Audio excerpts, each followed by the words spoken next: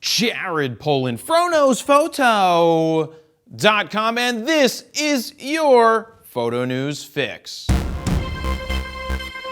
This fix is brought to you by FroKnows Photo, aka me, and my 8-year anniversary sale. Until Sunday, you can get 51% off all 4 of my educational guides. Head on over to FroKnowsPhoto.com/8years right now and use the code 8years to get your discount. And as always, thank you guys for your continued support over the last 8 years. First up, do you remember when DxO saved the Nik collection of software that so many photographers seemed to like for some reason, and then they went ahead and purchased it from Google? Well, there's good news and some bad news, Dan. Which news would you like first? Bad. Okay, starting with the good news, DxO has been working on doing more than just going out of business. And for the past 7 months, their developers have spent months analyzing and optimizing the source code of the 7 plugins. DxO's product owner, Bruno S., says it was necessary to recover and recompile source code that has not been maintained for a long time in order to make it compatible with the latest versions of Adobe products and the latest Apple OS updates. This is a first step that allows us to start afresh, just like filing for bankruptcy, right? Dan, are you ready for the bad news? Maybe if you tell me the bad news in a good way, it won't sound so bad. It's no longer free. I know. Why should you have to pay for something that a business spends tons of time creating? Shouldn't everything on the internet just be free? No. The answer is no. People need to make a living, and in DxO's case, if they want to stay in business, they need to charge you $69 for the Nik collection. But if you purchase before July 1st, you will get it for only $50. Will you be buying this? Because I know I won't. Hey Dan, do you think they'll give it to me for free?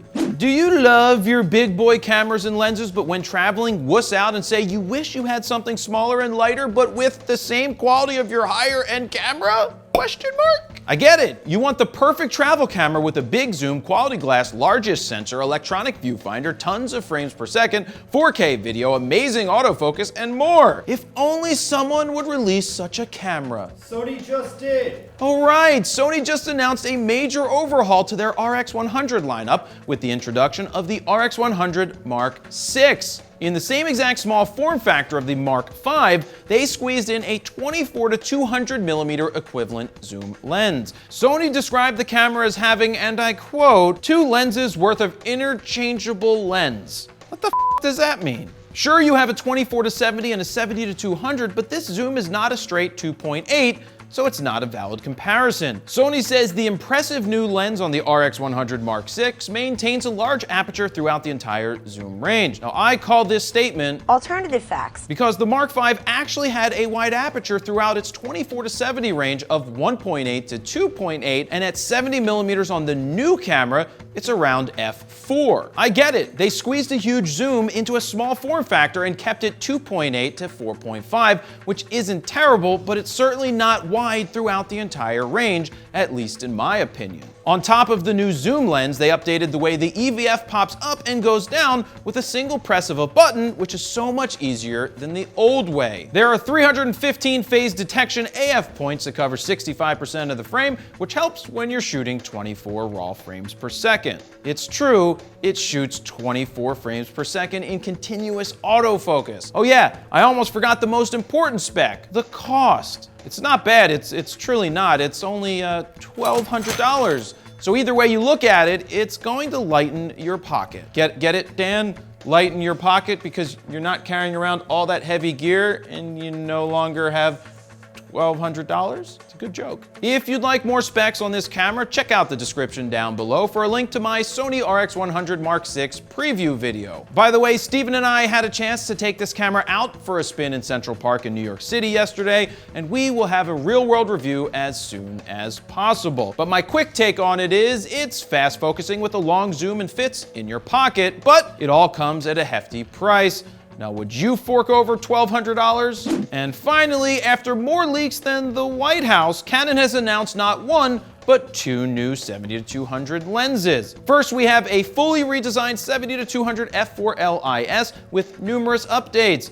You now get 5 stops of IS over 3, along with a third IS mode, as well as even quieter IS operation. This lens features one fluorite lens for stronger teeth, super spectra coating technology to minimize ghosting and flaring, and fluorine coating on the front and rear elements to reduce smears and fingerprints for you photographers who like to touch your own elements. I know I do. Not! They've even cut down the minimum focus distance from 1.2 meters to only 1 meter for whatever that's worth. If this sounds like a lens for you, it will be available by the end of June for an estimated retail price of $1,299.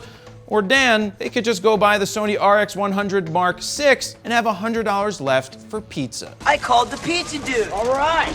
Secondly, Canon announced an updated version of their super amazing and super popular 70-200 2.8 LIS2, which was released in 2010. That was like 8 years ago. With the 70-200 2.8 LIS3. People don't forget. If you're wondering if they reversed the zoom and focus rings like Nikon did in the last 70-200 2.8, they didn't, which is good, because Nikon made a stupid decision with that one. So what did Canon update in the version 3, and will it be worth the upgrade? First, they updated, well, nothing for all intents and purposes beyond a new air sphere coating to reduce flaring and ghosting. During our conference call, they spent most of the time talking about the one important change they made from version 2 to version 3, which is the lens color. No, it doesn't give you punchier colors or more contrast. The color I'm referring to is the white of the lens. That's right, they updated the color of the lens. Now I asked Canon to comment on which Pantone color white they actually got so I could put it on my wall. Hey guys, Jared here from Fronos Photo. What shade of white are we talking about? Eggshell, corn silk, or maybe a whiter shade of pale? Anyway, let's put them side by side and take a look. And now, look how white that new lens is. Now I gotta have it. The new lens will set you back $2,099 with the version 2 selling for $1,800, so don't expect that to drop too far in price.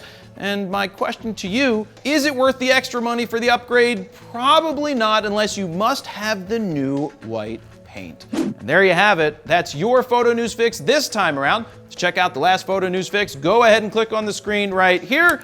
And don't forget to like, comment, share, and subscribe. And that's all I have. Jared Polin, FronosPhoto.com. See ya.